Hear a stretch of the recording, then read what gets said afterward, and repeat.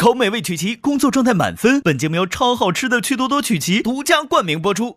实力高能进阶 ，offer 轻松到手。感谢惠普星 Book Pro 14锐龙版联合赞助播出。兰蔻不屑你未来线上学习平台，赋能女大学生职业发展。本节目由兰蔻赞助播出。美味持久在线 ，offer 随时开炫。本节目由清爽根本停不下来的炫迈行业赞助播出。offer 令人心动，英诗派伴你逐梦。感谢凭实力智领先行的东风本田英诗派赞助播出。展露优雅真我，职场得心应手。本节目由时刻优雅的浪琴表赞助播出。明天见客户之前，你们各自提供一份报告给我。他们的关系真是错综复杂，因为绰莹跟梁威都是0分。我感觉你们完全没有合作，就直接3年中没有对方进行磋商谈判。其实我现在的建议是你先跟公司做一个沟通，如果能沟通，就不会坐在这里了，对吗？就是你可能先去跟高管、高层，道个歉之类的。两位留一下，我再跟你说一下，或者你有什么想说的？现在有2个跳单行为，他们都没有分清，只有我分清了。我只要考虑的是法定情形，而不需要考虑约定情形。这个合同是成立且生效的。我都出汗了。如果没有这个中介，我们就不知道这个房。我没必要在你没有提出证据的情况下，我先行进行抗辩。你都没有提，我现在自己准备这个有意义吗？冷静一点好不好？两位都冷静一点。我觉得可能在这个问题上，我的研究深度还是可以的。梁同学，别再整了。那你回去再想想吧。他钻到这个牛角尖里面去了。我看到梁威，我就会想到那个时候的自己，哎，也是这个傻样子。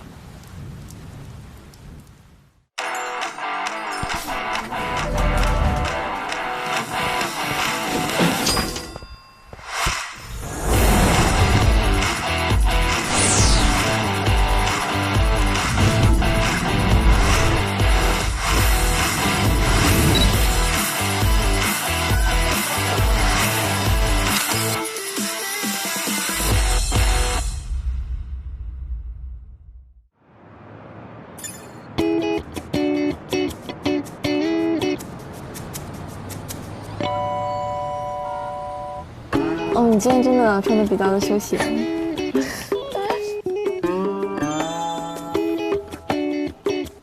已经下雨了吗？有点小激动。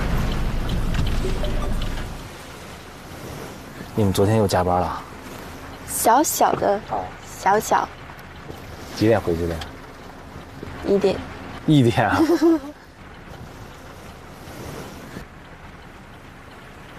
以前自己去见过客户吗？这种形式的，没有，感觉是没有的。因为这个案子是一个法律援助的案子。总体来说，就是一个农民工师傅，他跟他的这些劳务的工人产生了一些纠纷，所以你们今天下午其实有不少工作要做，可以先把问题准备一下。看看案例其实判例非常重要多搜一搜。明天我需要你们2个呢，各自做一个会议纪要。案例结束的时候一并呈现给我。好。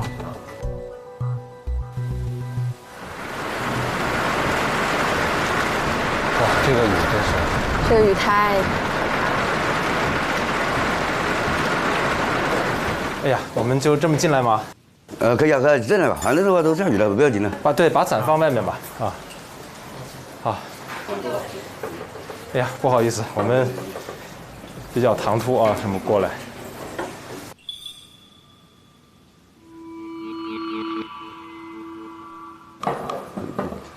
随便坐。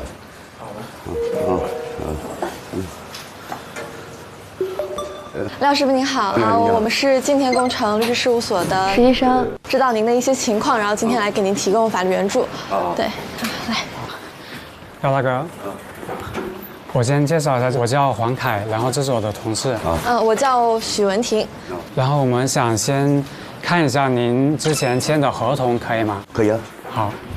文婷，我们明天还有一个事情，别忘了，就是我们可不可以看一下他的合同？对，我刚刚想那个点也是。可以啊。这个。好。就在枕头底下。枕头下面，重要的压着睡就怕。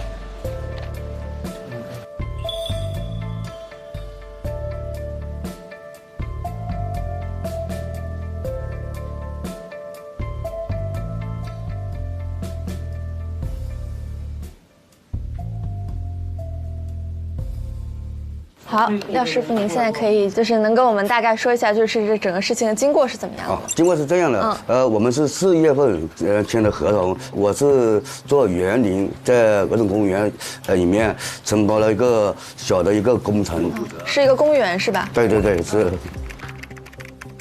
然后的话，那个老板跟我是很好，就这个给一个小块的小工程给我做，他说给我赚点钱，就是这样意思。哦，明白明白。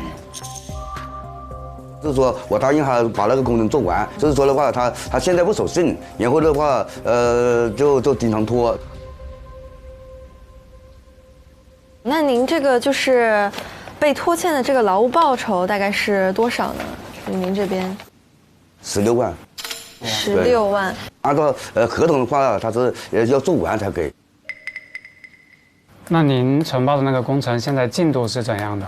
进度的话，从5月份开始到今天，只能完成了60%。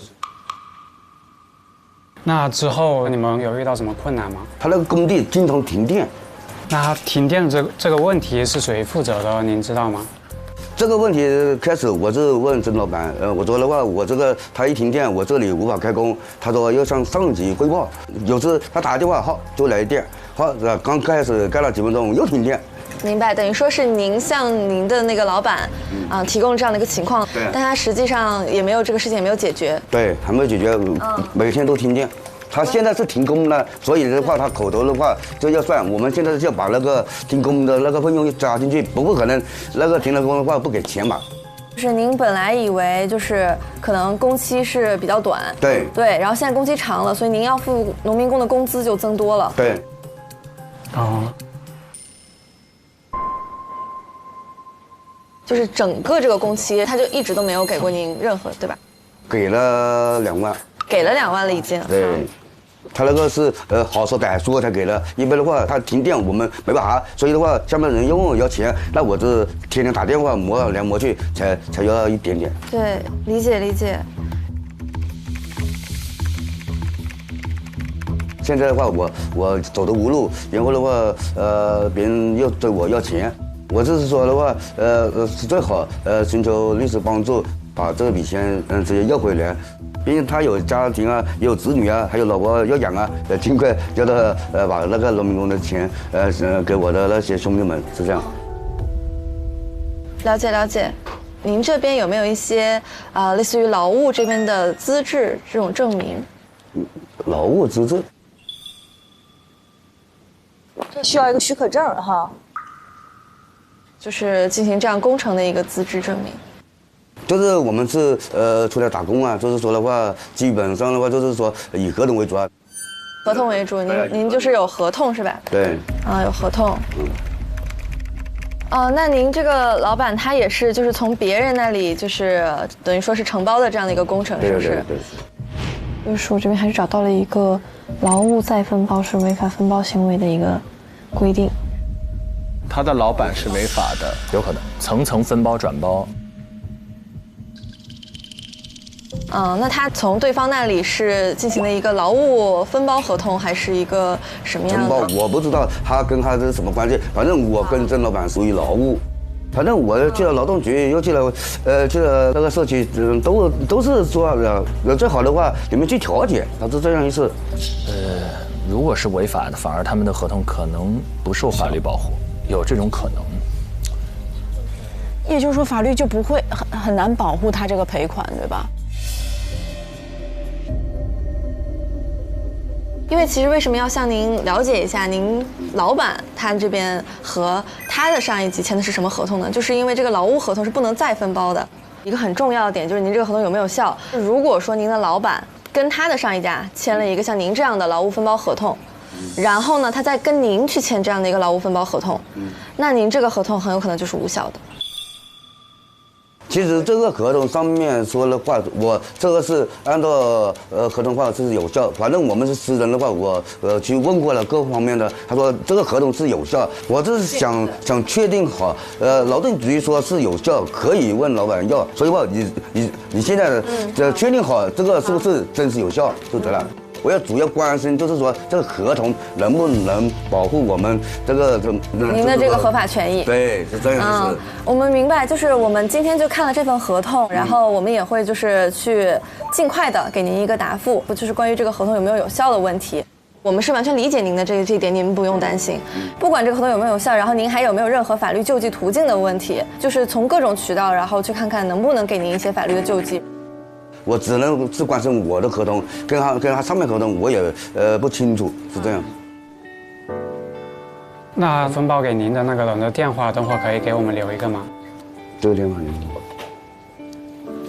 我们记一下吧。不知道您就是方不方便给那个曾总打电话问问？可以啊，不过的话我这段时间打电话他不接我电话。可以用我们的打试一下啊，可以啊，看一下。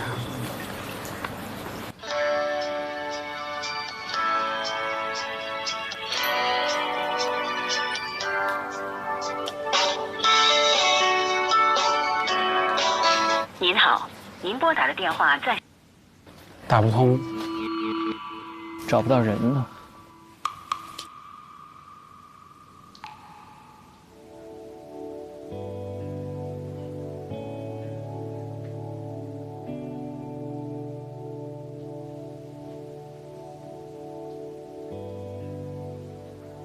那廖师傅，我们今天就聊到这儿，打扰您了。然后我们回去也再准备一下，大概明天可能跟您再约一个时间啊，给您做个汇报，好吧？好，非常感谢，非常感谢。哎呀，怎么解决不完的难题呀？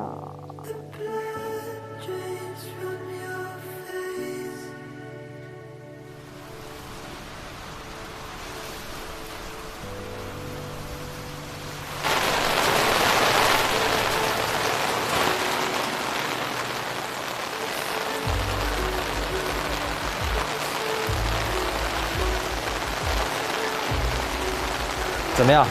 跟你们预期的或者是想象的，会难一点。对，这个是我觉得就是跟学校很不一样的点。学校基本上就是让你分析这个法律问题。对啊。但是实践其实你是要更多的给对方就是诉讼的。在学校里，所有东西都摊在这儿了。对。在实践中的话，第一你得去挖，第二呢，你可能挖不到你想要的东西，但是你这事儿又得往前推，对，你怎么弄呢？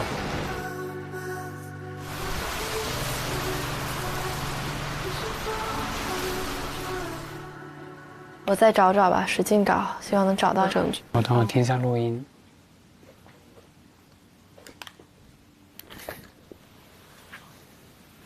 能跟我们大概说一下，就是整个事情的经过是怎么样？好，经过是这样的，我们是4月份签的合同。这份工作真的很烧脑。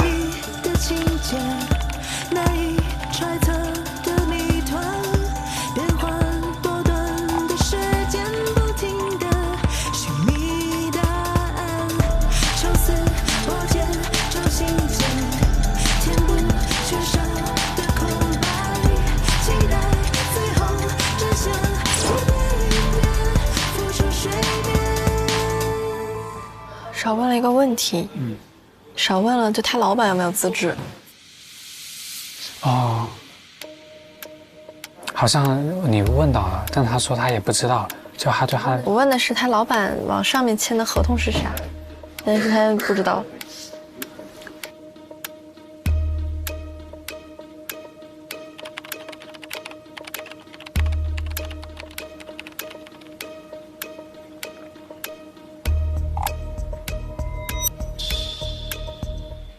好像劳务分包给个人是不合法的，对吧？那这样他有没有资质，好像都不合法耶。反正就是还是主要看资质，我记得看看。好像是。那我们可能主要还是通过他没有资质，然后接受了这个分包，应该怎么救济？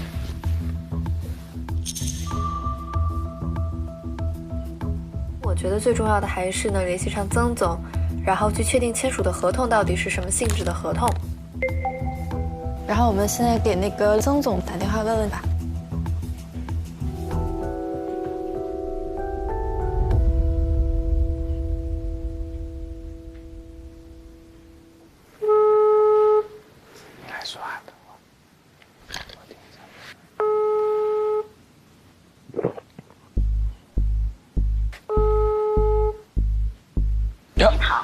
拨打的电话摁掉。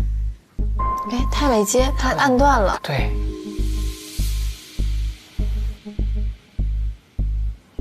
再打一遍不行，用我的打。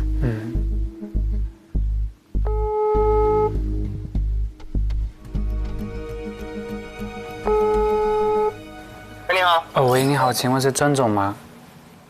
你哪里？我们是接到那个廖先生委托我们律师事务所和您进行一个沟通，关于你们之前签订的那个劳务分包合同的一个情况，也想问一下，您是出于什么原因不愿意继续给他支付这个款项了？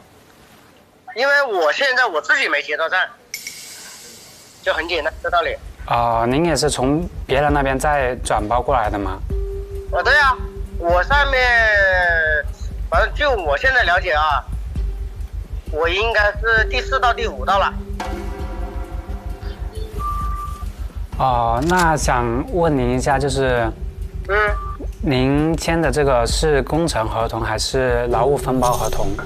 我签的是劳务合同呀，我没有，就是我们这一行就是叫我只包工，我没有包料。那我从我上级的那个张总那边公司签下来的话，也是劳务合同。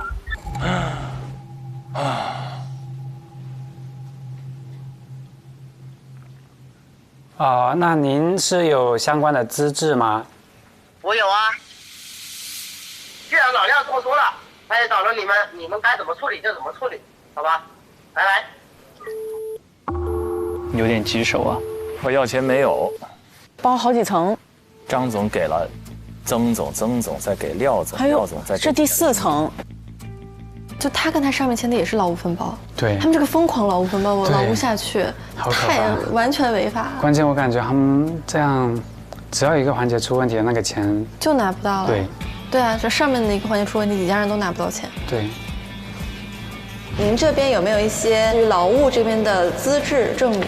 就是我们是出来打工啊，就基本上的话都是说以个人为主。劳务分包给个人是不合法的，对吧？您也是从别人那边再转包过来的吗？我应该是第4到第5道了。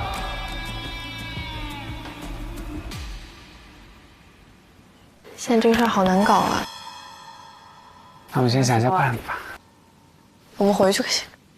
救济途径，除了去法院起诉、和解，我觉得调解没什么用，没戏。他现在诉讼也没法诉讼啊，他现在诉讼也没有法律依据啊。对。除此之外还有别的吗？仲裁可以吗？他这种？这个可能也不是劳动仲裁，可能得看一下能不能是普通仲裁，还是劳动仲裁，还是什么。那太难了，层层转包这种确实不好说。他的确有违法，但是他又太过普遍了。你觉得第3个他这个应对策略是不是就是你写的救济途径是一个意思吗？对，我觉得就是救济途径。救济我想的也是一个就是向什么劳动监察部门举报，然后第2个就是诉讼，诉讼可能要写多一些。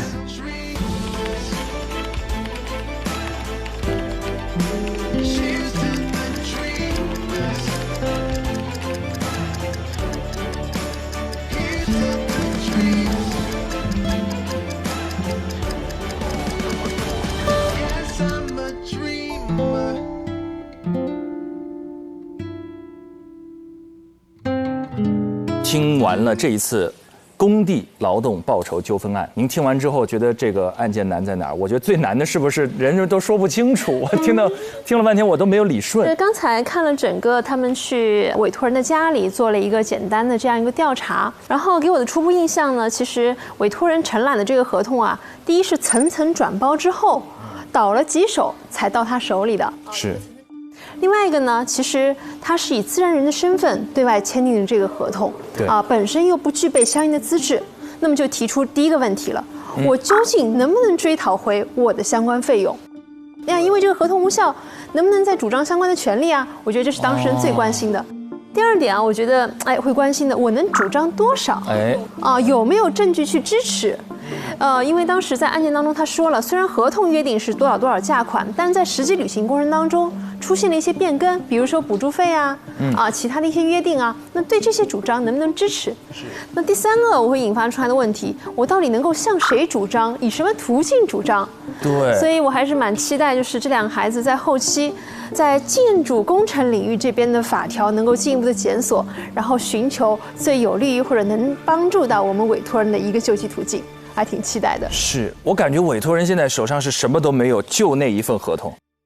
那假设万一在接下来进一步了解的过程当中，无论是分包转包还是由于工程的资质问题，这一套合同无效了的话，这委托人会不会觉得我的律师怎么站到对面去了，有一种情绪上的对抗？我觉得法律上还是兼顾的，会有相应的救济条款。在这样的情况下，即使合同本身无效，还是可以获得补偿价款的。对，然后我很期待这两个孩子在后续能够对当事人有这样的解释，不管如何要帮当事人有一个这样的一个最大损失的一个挽回。明白了，他们要找到那个依据，对，那个落脚点。万一合同无效，谁来赔？对，怎么赔？赔多少？对，有难度了。是，所以还很期待他们后续的表现。对，我们也期待看黄凯接下来会不会独辟蹊径。好呀。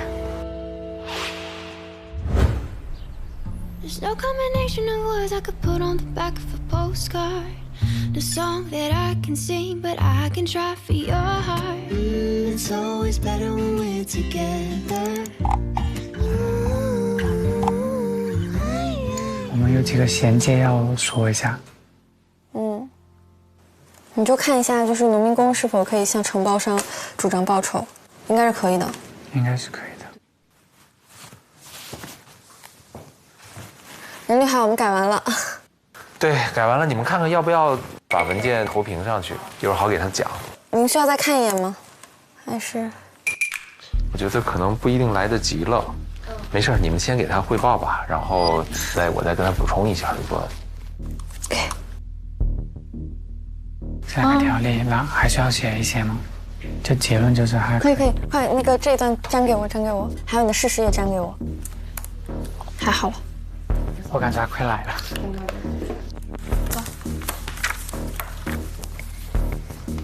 他俩我还没看出来分给谁，对他们配合的挺好的，他俩特别通力合作呀。他们身上根本看不出什么 KPI 呀，什么谁走谁留这事儿。等会儿就我先介绍完，你介绍完之后，然后我说接下来由你来介绍。我来是合同有效期。廖大哥，您先坐一会儿。您可以先稍等一下，我们马上就带您进去，在这坐一下。给您倒杯水。好，这。这有水吗？现在？这么早来？相信是我说的。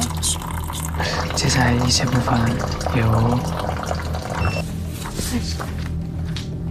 您可以跟我们一起去我们的会议室。感觉抛除这种杂念，全情投入的时候特别好。这就太好看了，纯粹的力量。就是这边。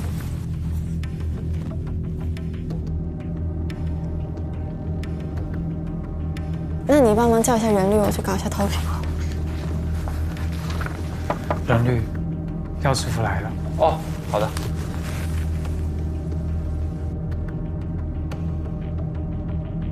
好，又辛苦您来一趟。好，对。然后一会儿呢，两位这个实习生会跟您再简单介绍一下我们方案啊，给您介绍一下。那你们准备好就开始。好嘞。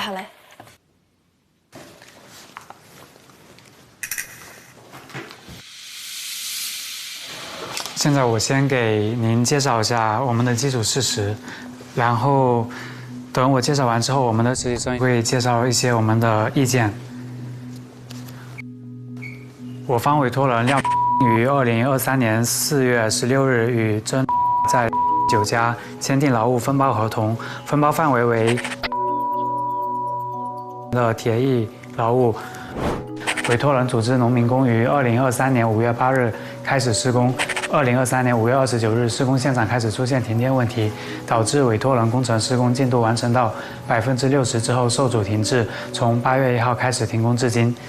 然后接下来我们实习生先给您出一些分析意见。好的，廖师傅，您最关心的是合同是否有效的这个问题吗？我们昨天回来以后就进行了一个分析。首先，昨天向您了解到的事实就是去做这个工程，这个施工有没有具备任何的资质？然后您的回答是没有的。然后在法律和行政法规其实一直都是不承认将劳务工程发包给不具备资质的自然人的这个合法性的。比如说《中华人民共和国民法典》第791条，建设部发布的《房屋建筑和市政基础实施工程分包管理办法》第14条也规定了，禁止将承包的工程进行违法的分包。所以说，劳务分包人的行为是一个违法的分包行为，所以会导致您这个劳务分包合同是无效的。再看第二点，就是劳务分包单位将其承包的劳务再分包的劳务分包合同也是无效的。在这个案件当中，其实曾总他跟您签订这个劳务分包合同，因为这个再分包也是无效的。但是我觉得，那为什么我都讲不通，为什么是无效呢？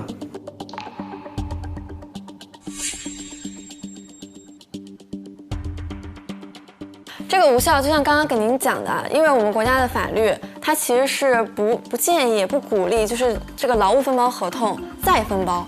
假如说您现在上面的曾总他签的是一个施工合同，他可以跟您去签订一个劳务分包合同，但是这个前提下您也需要有资质的。我是个农民工，我又不知道啊，又没读多少书。现在你说的话，这个合同是无效了，我现在我无法理解啊！我这样拿去搁的话，他不承认，我怎么办？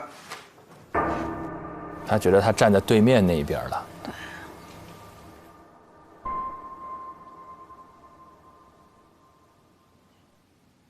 我们前面说的合同无效，是因为我们法律上的一些规定，您没有那个资质，包括曾总他分包给您是一个违法的程序，在这程序上，我们这个导致这个合同无效。在我们最开始承包这个工程的建设施工单位，他是有这个义务要给您和您的兄弟去清偿这个工资的。对，你刚才说我跟曾总的合同都无效，那农民工的他没合同的话，他也是无效，那怎么解释？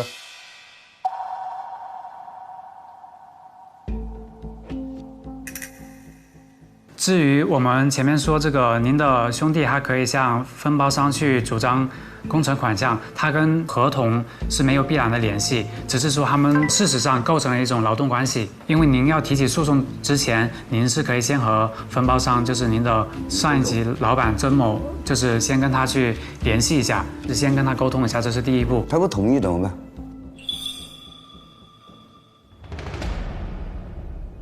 他如果不同意的话，我们就可以向劳动保障行政部门的劳动保障监察机构去举报投诉。这边是给您提供了一些地址和电话。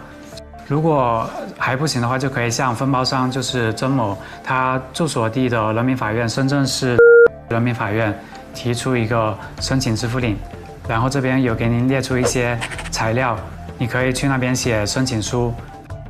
如果还不行的话，就可以走诉讼。他会不会认账？我是个农民工，我又不懂，我是只认定我要钱，是他叫我来，我跟他签合同，我只能问他要。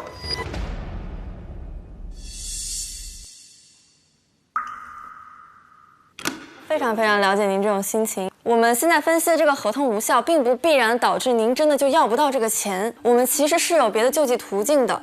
如何去主张这个劳动报酬的金额？第一个就是《民法典》第793条。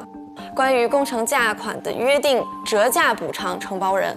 然后在这个案件当中，您其实也跟我们反映了，就是您现在施工进度就是已经到达了60%，您其实已经施工了很大一部分了。完成的这一部分去检验一下，您完成的这个部分合不合格，质量是否过关？他这个检验，那个是自己检验，是给开发商检验，还是给我上面的老板检验？因为您这个工程其实有很强的专业性的，一般的法院在审理这种案件的时候，会向发包方让他去申请对于工程的质量进行司法鉴定。如果说合格的话，那么其实您是可以去给您进行一个折价补偿，可能不是原本的价款，但是至少给那些农民工的钱肯定是没有问题的，可以吧？那就好。如果是把那个农民工的钱能要回来，我自己的钱不要都无所谓。其实您知道吗？您不仅可以向曾总他去主张一个承担责任，您还可以代表您的农民工兄弟们向这个总包单位让他去承担责任。是根据了《保障农民工工资支付条例》这里，由施工总承包单位先行清偿，再依法进行追偿。所以说法律其实是有规定，如果说比如曾总这边我还挺惊讶的，他们能找到这条《保障农民工工资支付条例》，这个是能切实有效的帮助到农民工，可以最直接的保护到农民工的利益。如果您从曾总这边没有得到赔偿的话，其实您也可以考虑向总承包单位这边去进行追偿。这样也相通，也可以。然后这个农民工的身份，也就是说，您能帮您的哪些兄弟去要回这个款？这个主要是条例里面第2条，本条例所称的农民工啊，是指为用人单位提供劳动的农村居民。也就是说，在这个条例里面，它其实更偏向于把农村居民定义为农民工。但是其实，在司法案例当中，城镇居民也是可以成为农民工的。所以这边建议把农村居民和城镇居民的这些兄弟们都帮他们去要一个补偿。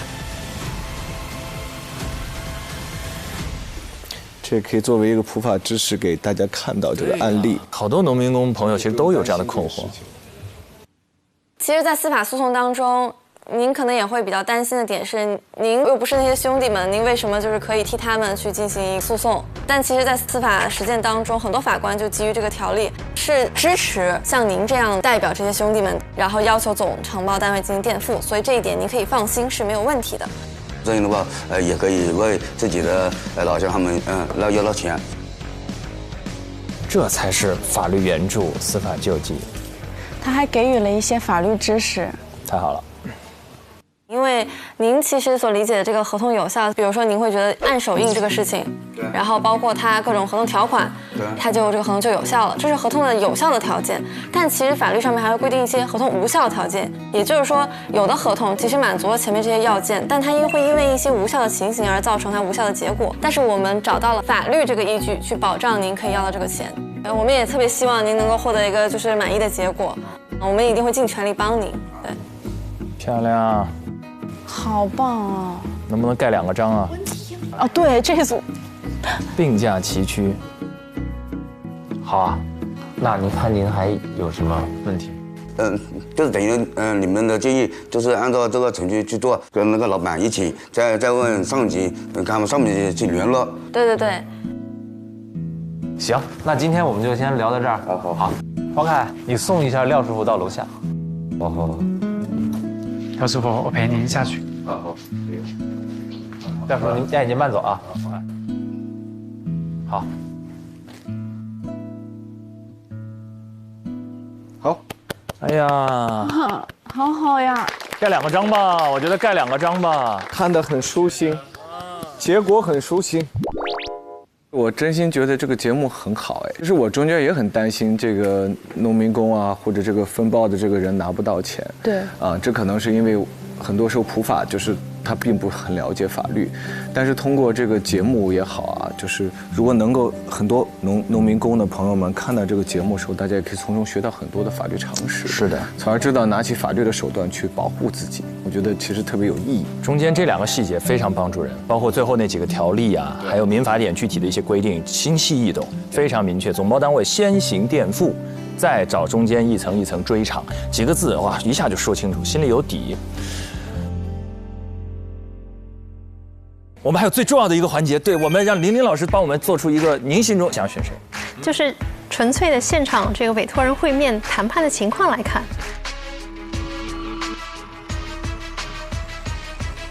我选文婷，我选文婷。我也同意给文婷呢。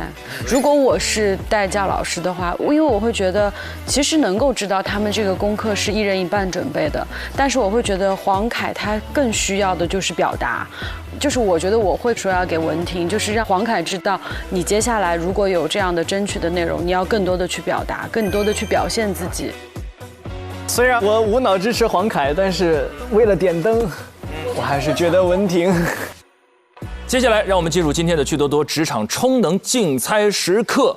各位，根据刚刚他们见到委托人的表现进行投票。我们觉得在刚才这一组当中，更优秀的是许文婷的，请举手。从心理上，我也支持黄凯，对，但是从理智上，我还是会觉得选择文婷的。但是我觉得这只是一次的这个项目，而且我刚才最打动我的就是文婷那一个最后那个一锤定音，让人一下把心放下来了，是他提出来的，而且让任律也非常惊讶。好，全票通过，各位没意见了，我就盖了啊。3、2、1。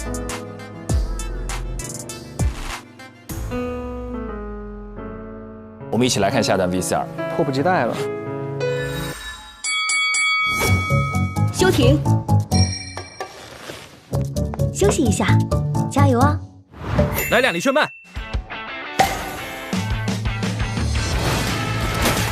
真的有备，后手到。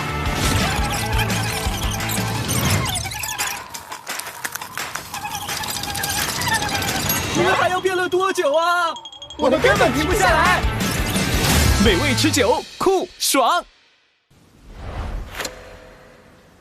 继续讨论一下。啊，好，马上。我先去搞个投屏。讨论是指关于待会儿要见客户的时候要注意些什么，但是我先要开投屏。但我这方面好像不太懂，就没有遇到过。这些我有个笔记，我待会儿就跟大家说一下我理解的一个客户会面是怎么一个样子。哎，好了，我来了。太好了，那我们就开始了。今天我就跟大家说一下，我平常在读研的时候，学校的怎么教我们要去跟客户会面这些就是我之前一些笔记。哇，英文版的。就是跟客户面试的时候的一些 assessment 的 criteria。就是首先我们要看的其实不是我们内容，而是主要是看那个客户对我们是否满意。所以印象是很重要。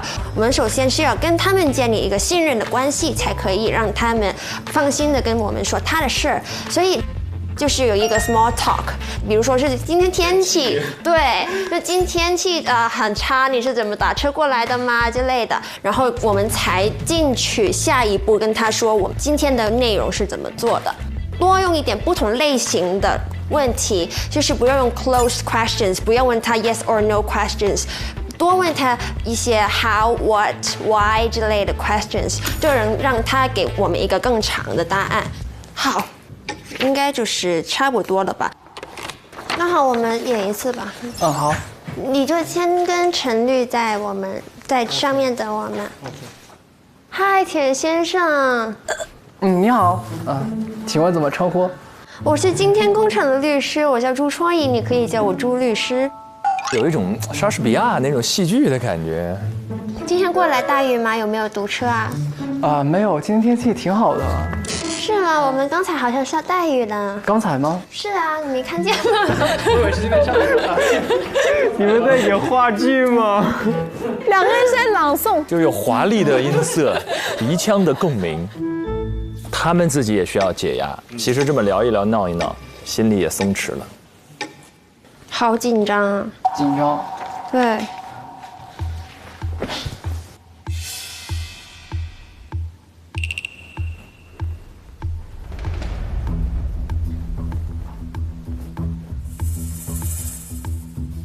好吧，还没 small talk。好。欢迎来到我们今天工程的办公室。这位是我们的梁律师，还有陈律师。您之前是联系过我们，是关于一起房产买卖的诉讼。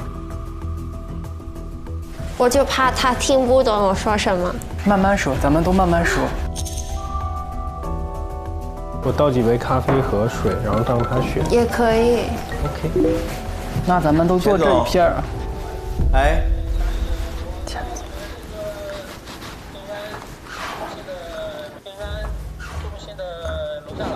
OK， 那个是高区啊，我找个律师下来接你。好，行，我让他来接你哈。好，拍一下。你们谁去接一下？我和春莹去。好，那个你电话记一下。陈律，钱总长什么样子？我认一下。一个小平头。就是寸头。个子中等个子。好。你带卡了吗？没带。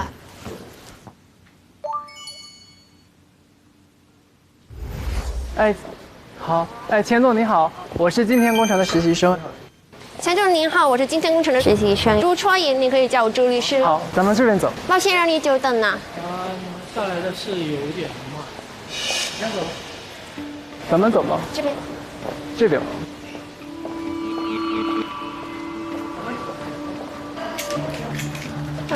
这边请。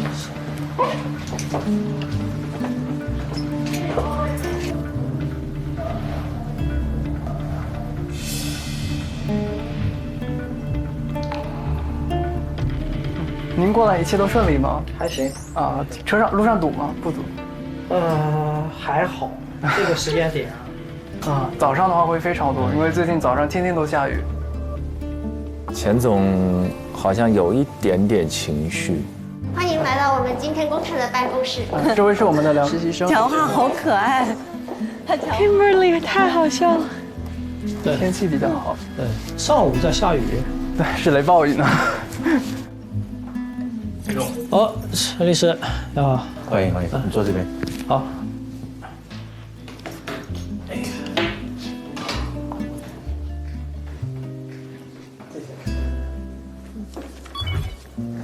今天我们这个3位小朋友给你主要汇报一下案情情况。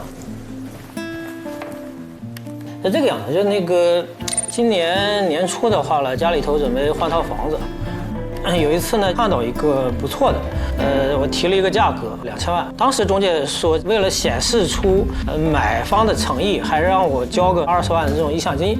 那个意向金我是打给了他们的公司。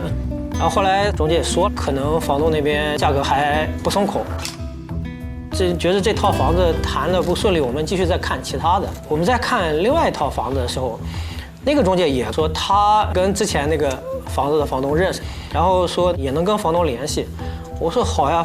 后来第2天那个中介就给我打电话了，我们现在都搬进去住了，是前2天家里头收到法院的传票，他不提我都还忘了，我还有20万在第一个中介呢，我们要回来。哇塞，大致就这么点事儿。好的，谢谢你告诉我们，谢谢你对我们的信任啊。但是我们有些小细节还是想要再了解一下，比如说就是这个定金协议，那当时候他有没有跟你解释里边的一些条款是什么意思啊？大致上说了一下，你要说具体条款的话，我们也不是专业的，也没有仔细看。反正就是中介 A 没有跟你解释清楚，确保你知道每个条款的意思，是吧？解释不解释的，当时我是觉得不重要的。我还有一个问题，签了这个合同24个月之内不能和其他人去订立任何的相关交易。关于这个条款，他有没有着重和你解释一下？你拿那条我看看。好。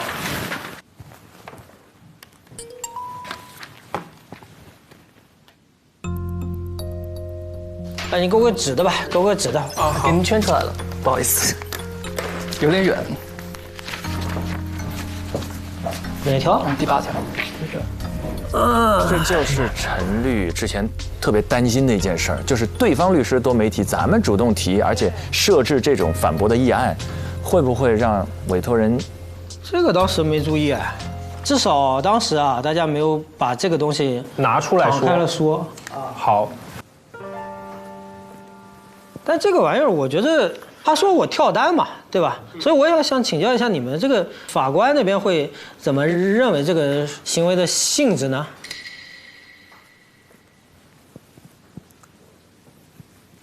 跳单其实就是有3个构成要件，第一就是要委托人接受了中介人的服务，然后第2个条件呢，就是委托人利用了中介人提供的信息机会或者是媒介服务。第3个就是委托人绕开中介人，直接订立合同。但是呢，其实根据这3个要点，我们都可以去调整一下，到底这些要点是不是成立。要是其中1个不成立的话，那您的行为就不构成跳单了。好，但是我，我来补充一下。您先说吧，你先说吧啊。我想一想啊，就是我觉得我又不是他又没有给我谈下来，对吧？也不是他把房东的信息给我的，所以我觉得这个最后促成交易的不是他。所以就是说，他提供的服务根本你就不能利用他所提供的东西去达成协议，那就是我们可以挑战您的行为根本不构成跳单的一个重要的理据。我概括一下。好，对您有利的事实就包括暗设房屋不是中介 A 独家委托，所以这个可以证明您是通过其他合法途道获知涉案房源的房源信息的。中介 A 也并未说服王某将房款降到您的要求数额，因此可以证明您和王某在中介 B 的居间下这样的一个房屋买卖合同，并没有利用中介 A 的任何条件或者是机会。我们给出的意见是建议您主张您的行为不构成跳单行为。对。如果您觉得这一个策略可行的话，我们建议您再提供一些证据，去证明王某没有同意中介 A 提出的2000万的报价。我觉得这是证明这个没有跳单行为的一个关键证据。我不知道啊，我问问他。好。刚才2位律师都是从有利的角度给您各方面举证还有不利的地方吗？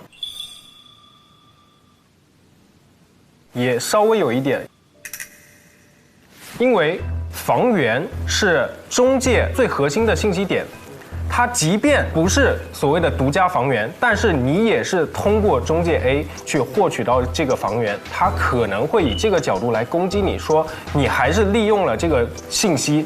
你说的这个房源是他们的核心资源，这个我认可，但是有可能他们拿到的这个信息都不是一手的。对，是，所以我不认为这个是什么太大的问题。跟陈律之前办公室里说的是一模一样，没有把它理顺。其实，那如果对面提出，我们也可以稍微准备一些，比如这个房源在其他中介网站上的一些截图，咱们也可以保留一下。那我把地址给你们，你们找找看吧。好，我们来负责找，你放心就好。好。关于您的那个所谓的意向金的问题，我觉得我们可以展开聊一下。一码归一码嘛，对吧？合同里头写得很清楚，这个不是中介费，连中介费都不是，意向金。但是还有一个问题，对方可能会提出这样一个抗辩，就是定金这个。我来在黑板上演示一下，好吧？给您讲得更清楚一点。哟，在黑板，我现在都不能直视黑板了。我要是陈律，这个下午过后，这一层楼所有的黑板、白板、黄板全部会被撤掉。民法典合同编关于这个定金的定，它在违约责任里面有一条专门的规定，如果您方构成违约，它这个定金是不予返还的，对面可能会拿出这一条来攻击我们，那怎么办？这20万是意向金啊，没说是定金啊。对，他这个所谓的定金协议它是挂羊头卖狗肉。所谓的定，它不是这个定，而是在法律上有另一个解释，叫定金，预定的定，也就是所谓的意向金。这个定和这个定有什么区别呢？这个定是作为担保合同生效来处罚的。而这2位呢也是有点急于想表现，然后呢跟客户去讲了大量的法律上是怎么规定的，法条是怎么写的。所以他现在占有我们所谓的定金或者说意向金它没有法律上依据，因此我们是有权邀请他返还的。没事，挺可爱的。我天哪，我看的客户聊呆了，委托人震惊了。我们刚才说的那些法律观点，你有没有什么不明白的地方啊？法律观点我听不懂，但是我觉得这个道理就是这么个道理。对。其实你现在就先别担心，因为我们都会在这边帮你。又气又好笑。就回应一下您刚才说该怎么样拿回这20万意向金，我们的建议是中介 A 起诉的时候，我们提出反诉。那就等于是法院就会直接判我不用支付，但是他得退我20万，对吧？反正我解释清楚一点吧，就是我们现在2个目的是吧？一个就是取回20万的意向金，另一个目的就是拒绝支付那笔佣金。那我们先说取回20万的意向金，就是刚才他们说了要反诉。拒绝佣金呢，就是因为是他们跟我们提出诉求，那我们这个应该是应诉。应诉的话，我们就要草拟一个叫做答辩状的东西，就是要在收到。Cambly 是相对有实习的经验，跟人打交道的经验，整个表现的比较成熟和婉转。那句话特别重要，跟人打交道的经验。梁威是跟文本、跟符号、跟字打交道的经验多，跟人打交道的经验少。这是我能为你采取的一些具体的行动，但是最后要采取什么策略或者采取什么具体的行动，当然决定权是在您手上。还有就是有什么突然想起来的证据，那个也是可以提交给我们，让我们分析一下。好，可以，就是你们需要什么也尽量详细的列一下，好吧？好。那个，等一下吧，你们3个先回吧。好。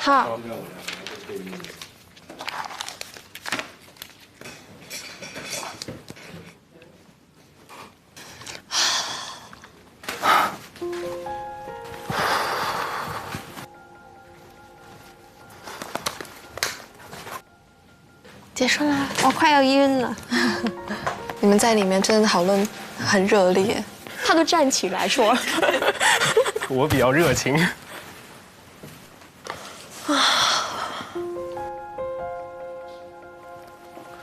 那个是不是要写那个会议的总结什么的？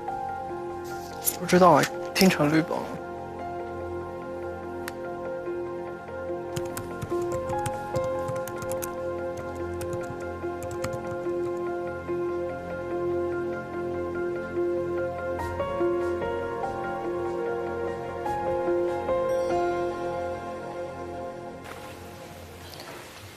是要猜了吗？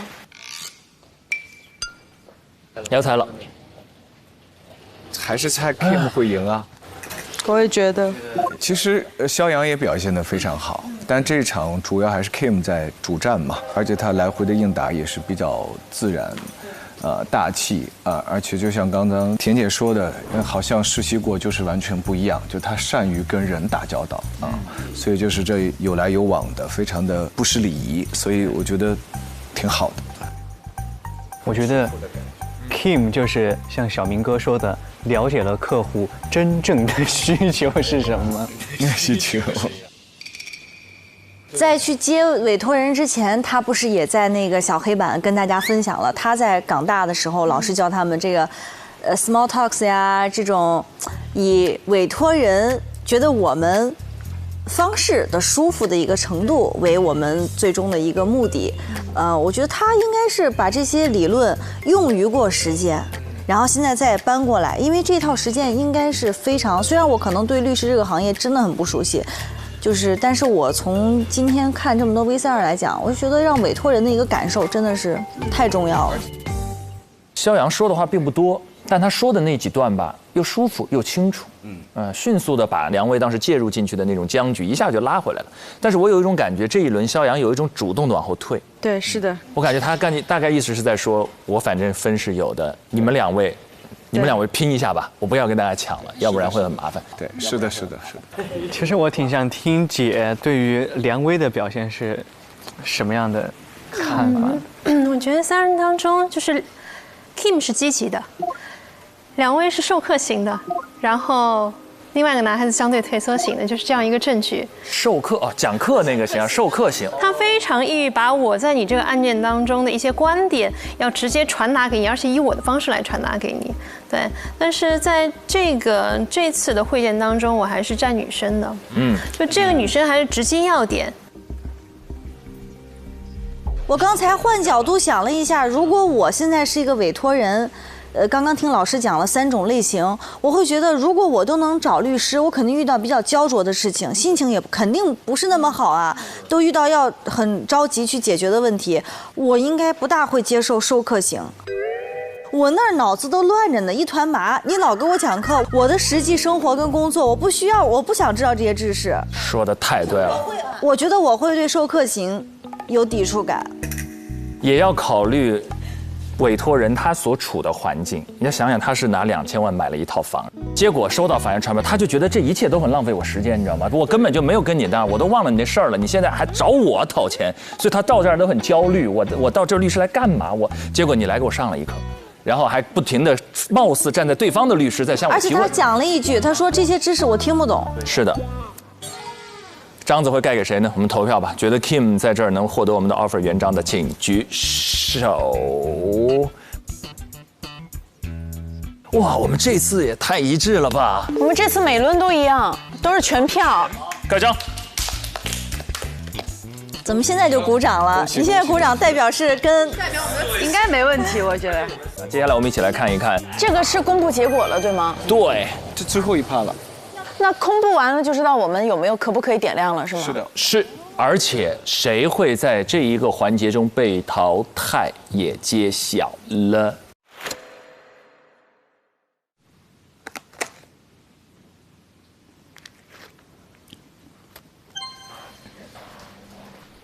走吧，1号会议室。现在？对，现在。你跟你老板说一下，让他去1号会议室。现在，好吧。你们都别先搬啊，都别急着下班，一会儿给你们课题3的考核结果。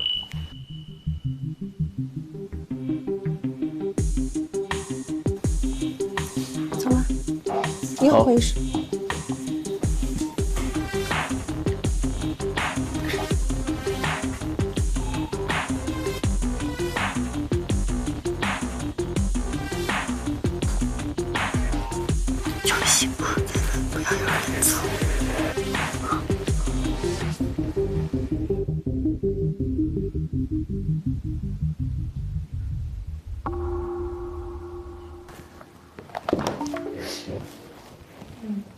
你们各自说说组里的情况吧，然后你们会把 KPI 给到谁？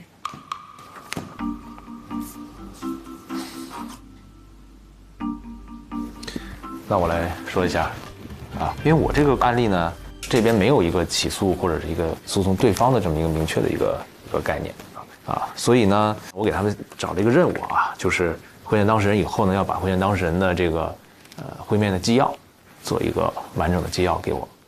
那交上来以后呢，黄凯记得呢，就感觉就是一本流水账，我什么时候进去的，然后问了什么，然后他怎么答的，1、2、3写了就也没分段，写了这么一大段，也就没有重点。反观这个许文婷呢，就相对明显简洁，然后重点突出，而且记的东西能够完整的反映他当时在会面的时候问的当事人的一些重点。然后今天上午正式向客户汇报，他们俩共同的一个缺点就是都显得比较拘谨，比较紧张。廖大哥，您先坐一会儿。怎么早来？不相信是我说。那你们准备好就开始。好嘞，好嘞。但是有一个优点呢，其实无论是黄凯还是许文婷，都能对当事人临时问出的一些问题，都能有一个比较好的答复这一点我觉得还是比较欣慰。许文婷呢，相对理解的多一点，可能基本上就是脱稿跟这个当事人能够直接的交流，这一点还是比较好的。那我说一下，我这组有3个人，肖阳、Kimberly 和梁伟。那么最终递上来的报告呢，第一反应我是觉得 Kimberly 的这份写的相对比较完整，然后还附了比较完备的跟案例相似的他查找到的案例。后来我就迅速的做出决定说，你们3个人需要团队协作，接下来在客户来的时候，以这份报告为基础向客户进行阐述。那么客户来了之后呢，我觉得现场见面的情况并不是那么我预见的那么好，然后呢出现了强化的情况。我来补充一下。您先说吧，您先说吧啊。相对而言，肖阳比较淡然一些，他刚一开口，那边 Kimberly 或者梁威一讲了，他马上就停下来了。梁威呢也是有点急于想表现，邀请他返还。但是这并不影响，总体上他还是能够在这个整个场景的情境范围内的。在整个待人接物或者说跟客户沟通的过程当中 ，Kimberly 是相对整个表现的比较成熟和婉转。那么面谈完毕以后呢，朱硕英和两位分别向我发送了一份会议纪要，不错。然后到今天早上，朱崇莹又进一步向我发送了一份后续拟了一封邮件，该怎么跟客户回复的邮件。很主动。对，很主动，好吧，我这里就这样。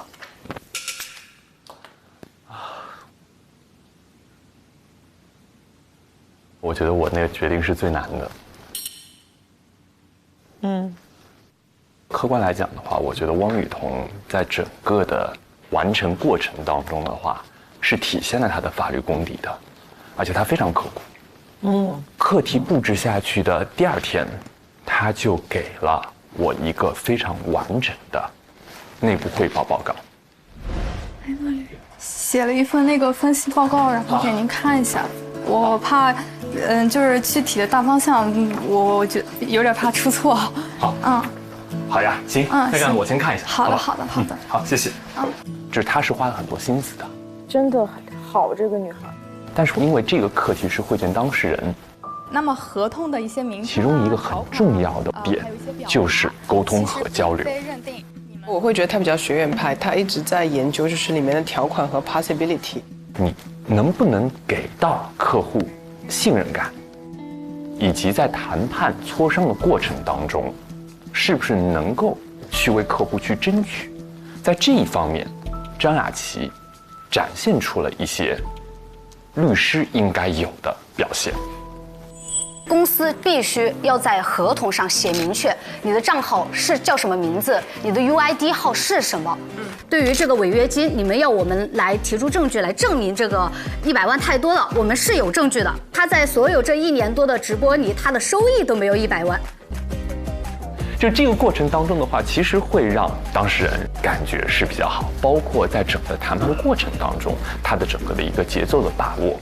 所以说，在这个课题上面的话，我最后决定我那组的 KPI 会给。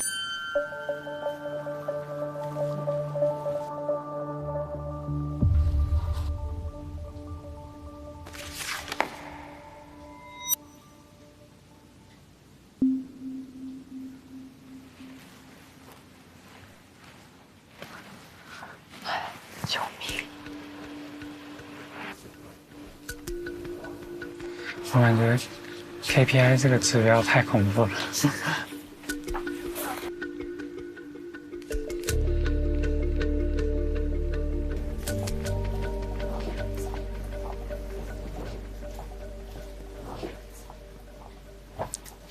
准备收邮件。来了。是要发结果了吗？救命啊！不敢开啊。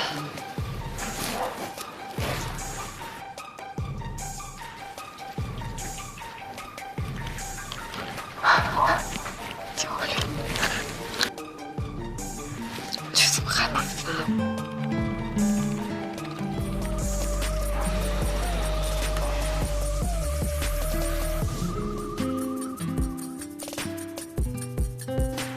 来了，你收到？收到。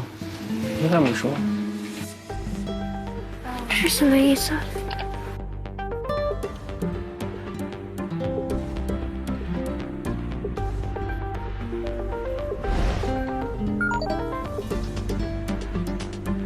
哇，我们全对。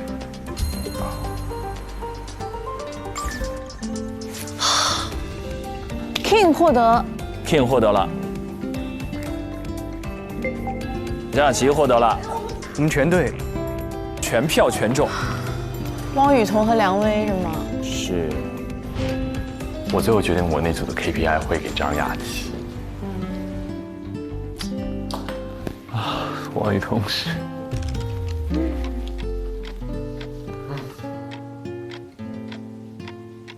但问题是，现在只有2个0分了。雨桐和梁威。雨桐名字竟然在后面。哎呀，雨桐他。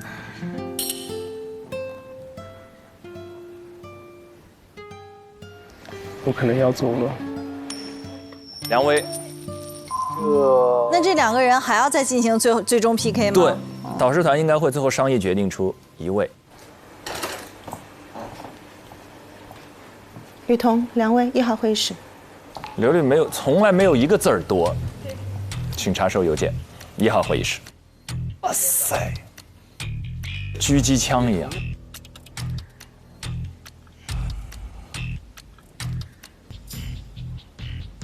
我的天，还是挺为他们担心的。太聪明了，我希望能加入一个就行了，别。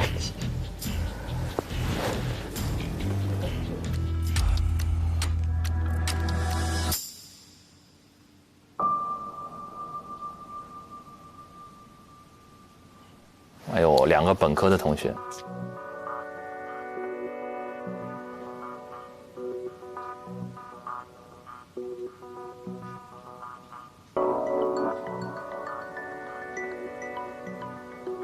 是这样的，按照我们的规则，今天是有1位会提前结束实习，所以给你们俩最后的一次机会，就是告诉我们留下你的原因会是什么。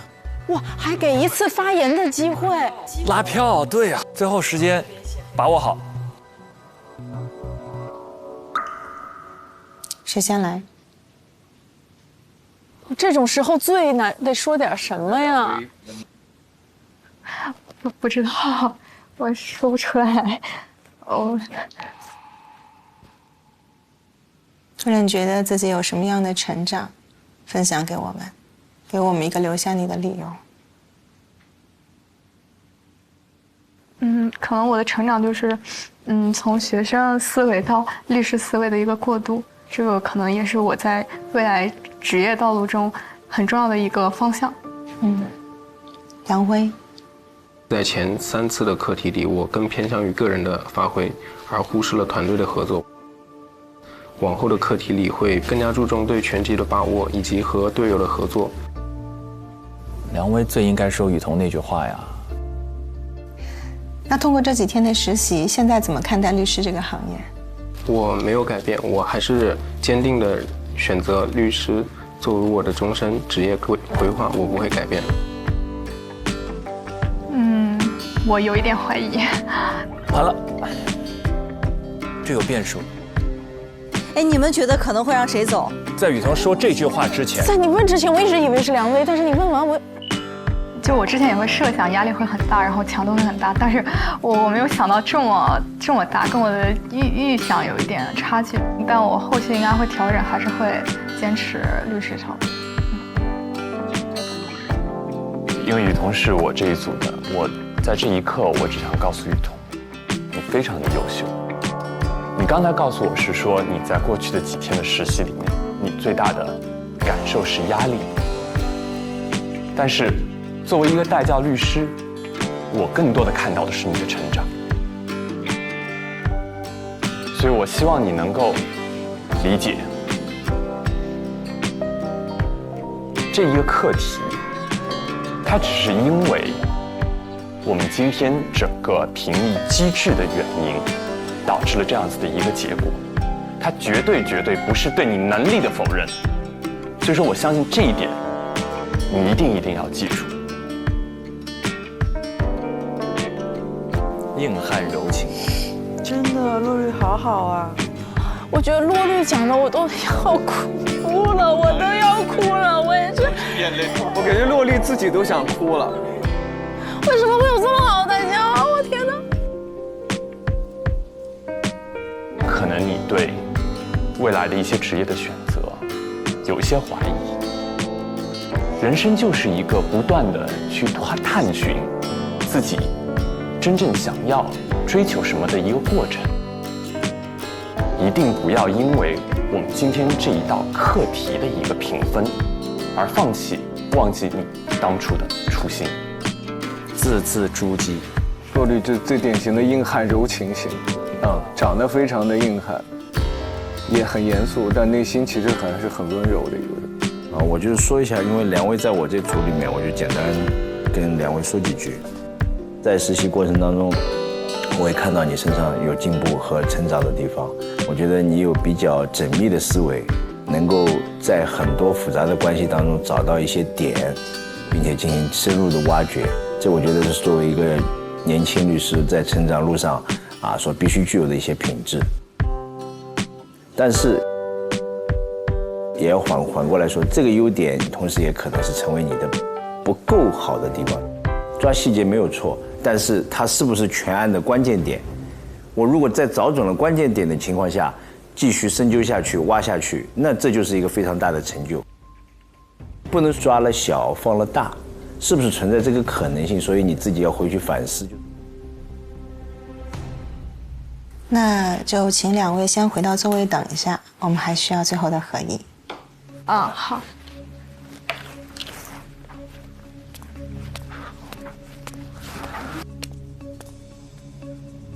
你们还是挺和谐的。可能就不淘汰了，或者他们把网易言语直接转正了，我们还是8个实习生。我觉得可以。大家选哪个？大家猜呢？我觉得雨桐需要拖一把，但是2位需要摧毁一下，把它那个东西破了，它才能立。但那种摧毁是有毁灭的风险和几率的。但是如果涅槃重生，对啊，它也会很好的，我觉得。这个时刻，带教导师有多捍卫自己的学生，就成为决定性因素。哎呀，真的，哎呀。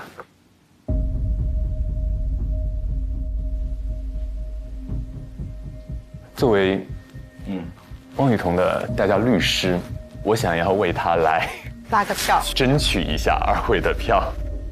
当然，2位也很优秀，但是我真的是看到从第一天汪雨桐来到今天，你不能够讲他有天翻地覆的变化，但是在这个过程当中，我看到的是他在不断的努力去突破自己。所以说的话，我是感觉得到他未来可以有很大的一个成长，我也相信他有能力去做这样子的一个蜕变。梁威更加，我觉得他更加知道自己要什么，他还是那么坚定，我就是要做律师的。所以如果可以看一下的话，可以再给他一次机会。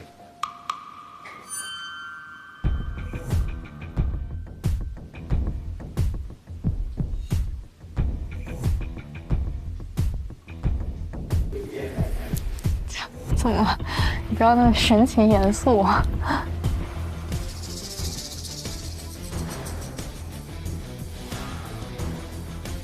好。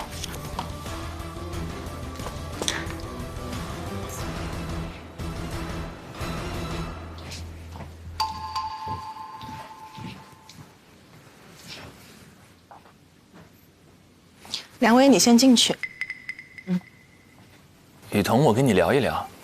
不会吧？你别往后退啊！雨桐是直接往后退。受惊的小兔子。你先回工位。哦。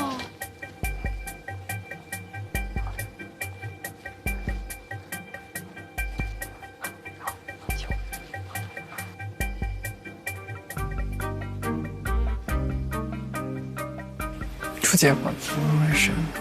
没有说，让我先回来。2位同学，经过本次合议，我们现在通知你，你从今天开始提前结束实习。作为汪雨桐的代教律师，我想要为他来拉个票，争取一下2位的票。我挺想留下汪雨桐的。就是一个刚刚走出象牙塔，而且还是在一个学校里的在校生，能够争取作为我们的实习生，我觉得这个已经就是一大步了啊。然后这段时间一直在看到他的这种努力。我的选择也是汪雨桐。在这个课题当中，通过你们俩的反馈，他非常有合作精神，我们非常看重有合作精神的人。因为毕竟那个办公室他们是听到了合作精神，每个人关注的点不一样，但是大部分点都证明雨桐还是有潜质的，所以我这票肯定是给王雨桐的。我们希望你能够坚定律师的这条路线，我们也充分肯定你做律师的潜质和能力。祝你未来一切顺利。有机会，我们还希望在今天能够看到你。哎呀，我都不敢看了。你现在可以回到工位了。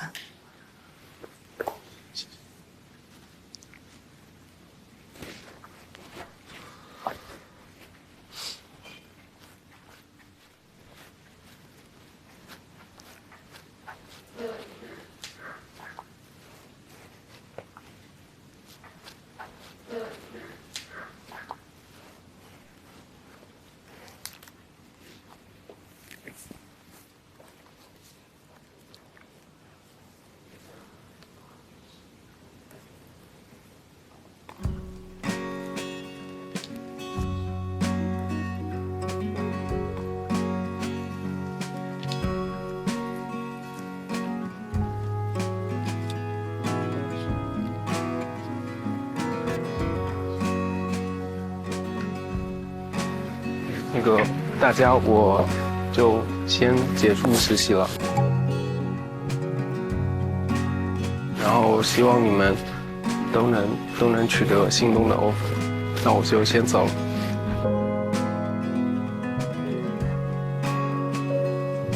哎呦我的妈呀！我先结束实习了，那你来替代我吧。好，拜拜，拜拜，拜拜。你们都站起来干嘛？是要为我送行吗？这是。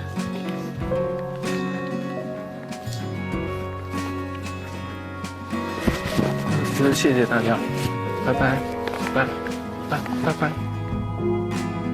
哎呀，太戳了。你先咱们吃个饭吧。可以啊，可以。肖阳还是那个温暖的肖阳。去哪里吃就随便找一家。我有地方。真的，这真的是每个人的性格。肖阳说我们吃个饭吧，破冰。洪明浩踏实的说我来找。黄海一句话不说，把手搭在他肩膀上。喂。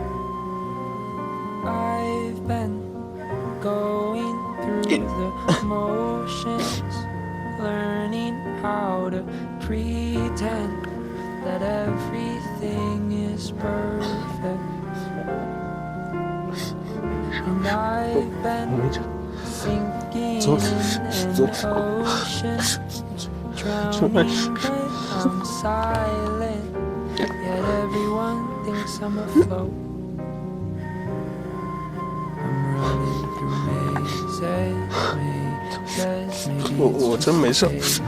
哎呀，太难过了，我天哪！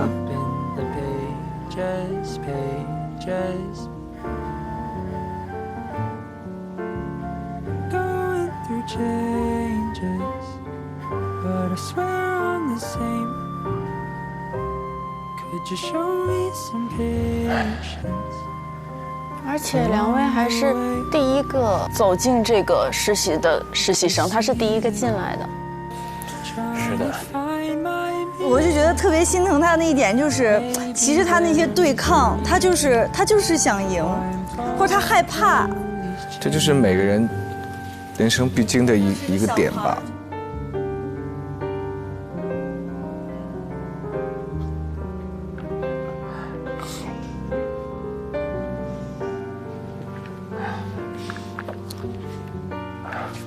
想吃啥？都可以。是，这就一次实习，对。你看，你们多陪陪他。然后小伙子又不是生死离别，必须要成长啊！那么多优点的，肯定可以。加油！我们还是很期待未来在这个行业里面看到你的。不要哭鼻子啊！还有陈律，你的合同真的是有效的。这是特别大的一个优点，我觉得特别执着。Oh my god！ 他说最后一句还要说那个合同真的有效，这可能也是个优点吧。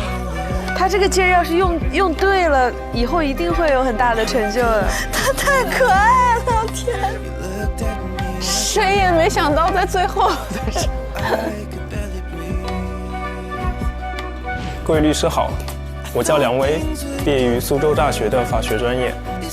对于一个应届毕业生来说，我的学历和自我的能力可能都不是特别的出众，我还是觉得先有一个平台，脚踏实地，先学点东西。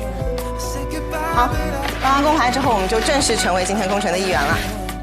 我的这个分析报告是以3个层次来展开的。第一个是关于对方2个侵权的问题，总共有11项具体的著作权，我们究竟小安侵犯了哪一项权利？你们没有给我一个具体的说明。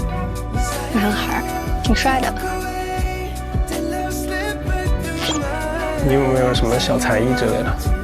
我打架子鼓，平时打架子鼓。哦，打架子鼓，打架。你叫肖阳？哦，我叫肖阳。我英文名叫肖恩，我们俩是一个组合，你知道吗？小杨肖恩。靠你了，大哥。就交给你了，大哥，二哥。这个人居然跟我的观点一模一样，我居然是个小天才。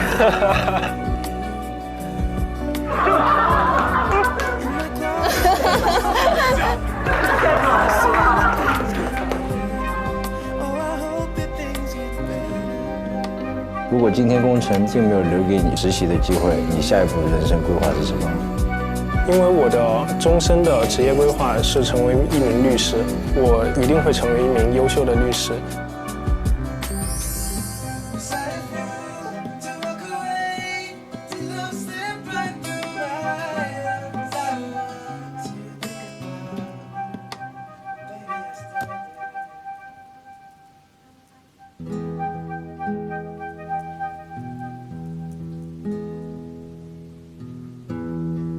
徐老师也哭了，那个我还挺感动的，就是最后还坚持自己的观点。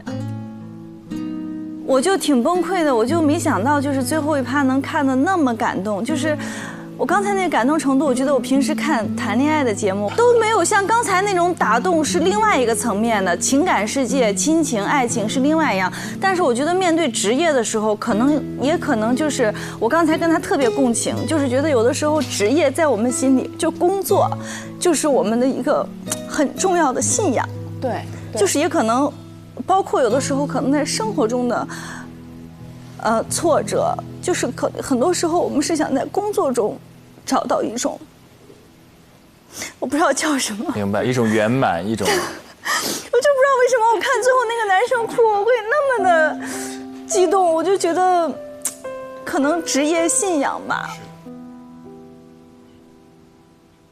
人生很多追求是有阶层，我特别理解田震老师说的话，就感情那些是上层建筑，但这个是一个底层的基石。这个要塌了都不知道怎么去找爱情，对，就有那种感觉。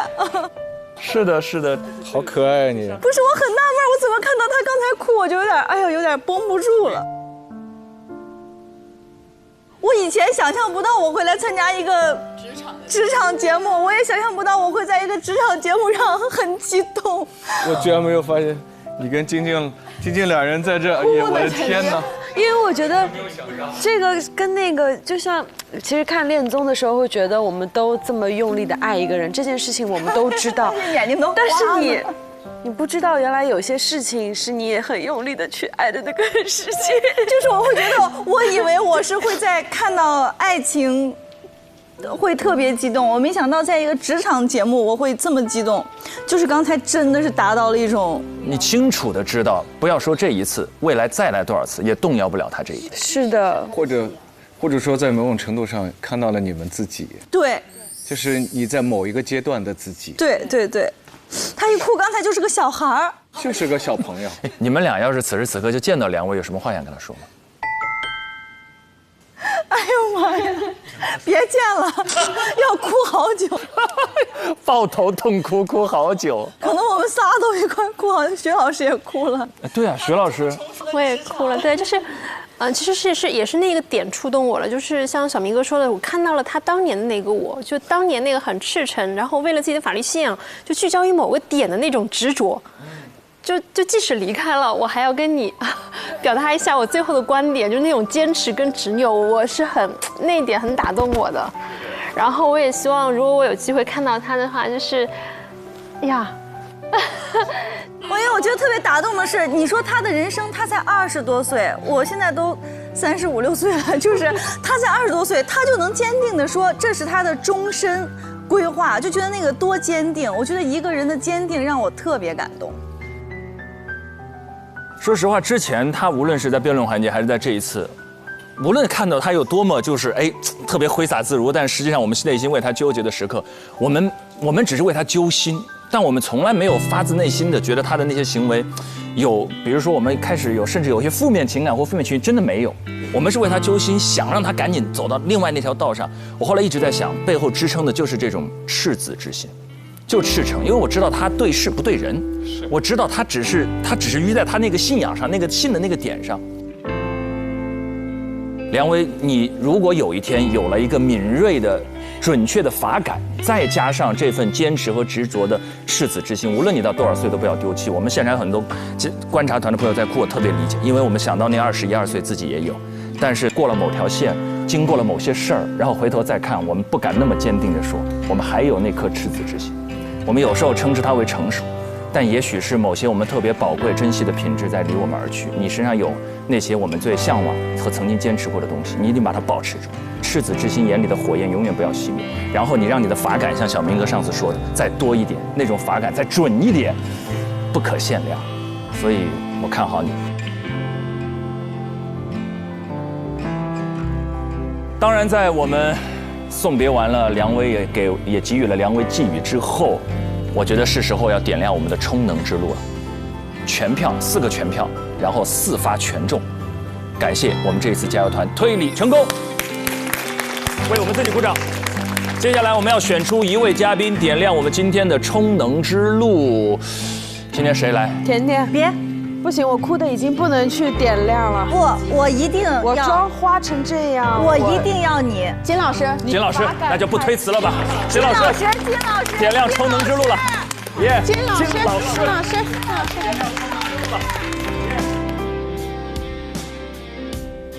那接下来，下面一起进入今天的趣多多职场充能时刻，让我们倒计时3、2、1，然后点亮本季的第2站充能之路。3、2、1，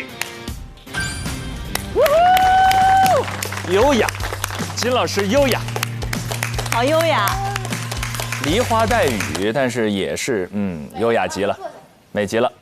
在这一次见委托人的案件考核当中呢，我们非常遗憾地送别了实习生梁薇，但我们最后的那一轮的探讨，我相信梁薇看完之后也会知道，这也许是她接下来蜕变和成长最重要的时刻。击碎不是在任何时候都是坏事，在某些时刻是重生的开始。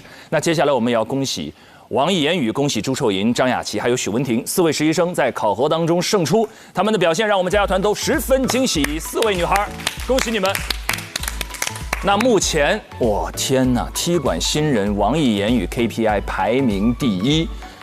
还要提醒汪雨桐注意的是，你是现在唯一仅存的最后一个0分的同学了，好好再见。在接下来的课题当中，他们又会遇到什么样的挑战，遇到什么样的委托人，又会有什么样的表现，让我们拭目以待。感谢各位的陪伴和观看，下期再见，拜拜。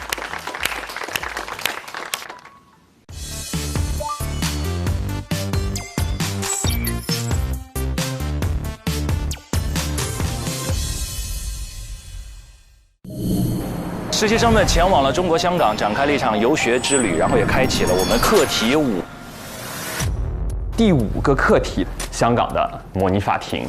这一次遵循的是中国香港的模拟法庭的规则，以全英文出战。我们8位实习生呢，将会有2位出战香港的模拟法庭。It's my honor to apply for this position. Graduated from a university. I have been studying Very familiar with I have enough patience and care to the outcome of this competition. So by choosing me, you are not choosing someone to replace you. I know how to win for us.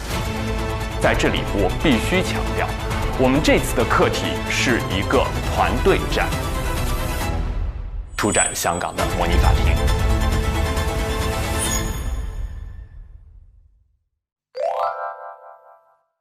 一口美味曲奇，工作状态满分。本节目由超好吃的趣多多曲奇独家冠名播出，实力高能进阶 ，offer 轻松到手。感谢惠普星 Book Pro 14锐龙版联合赞助播出。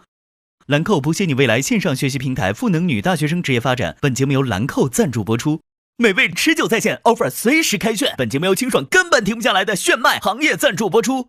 offer 令人心动，英仕派伴你逐梦。感谢凭实力智领先行的东风本田英仕派赞助播出。展露优雅真我，职场得心应手。本节目由时刻优雅的浪琴表赞助播出。当你把这个竞争关系，我觉得看得太重的情况下，很容易陷入一些偏执。所以我的一个惯常的做法呢，就是在面临必须要的竞争的时候呢，其实我会淡化竞争的这个部分，化敌为友，更多的把它当成我的一个伙伴。在人生的这个轨道上，你一定是比之前的自己更强的，而且在这种情况下，你收获的会更多，你接下来会收获遇到更好的机会和挑战。在这样一次一次的竞争和合作和机会和挑战当中，慢慢的，其实我们就变成了更好的自己。我觉得现代的职场竞争不再是那种你死我活，而是更高纬度的竞争与合作。在职场中，最好的学习方法就是跟强者学习，近距离的观察他们身上有哪些可取之处，把他们身上学到的东西融到自己的工作中去，甚至呢加入到这些强者的队伍中，和他们一起来共事。这样就可以把竞争关系变成共赢关系。找对手呢，大家可以采用这个+1原则，比如工龄比自己大1年的，级别比自己高1级的，业绩好10%的，因为双方的经验、认知和背景都差不多，更容易理解彼此，追赶起来也更快。你在竞争中就更容易去获得成果，得到一个正向反馈，这样就可以进入到一个积极的循环，越做越好。上腾讯视频令人心动的 offer 第5季节目讨论区，参与节目投票话题讨论；上微博参与令人心动的 offer 议题辩论，畅所欲言你的观点。更多精彩资讯尽在新浪娱乐、微博综艺、新浪综艺。感谢独家社交媒体平台微博对本节目的大力支持，感谢首席合作媒体新浪娱乐、微博综艺、新浪综艺对本节目的大力支持，感谢网易新闻、新浪新闻、界面新闻、智娱、成果娱乐、影视聚焦、环球在线、Do News、一点资讯、华语之声、天意视讯、WiFi 万能钥匙、中华万年历、知乎、丽丽城传媒对本节目的大力支持。令人心动的 offer 第5季，每周2、周3 19点更新上下集，会员抢先看48小时；每周5中午12点加更版，每周6中午12点陪你看 offer， 会员专享更多精彩。周中还有独家采访、神秘直播随机掉落。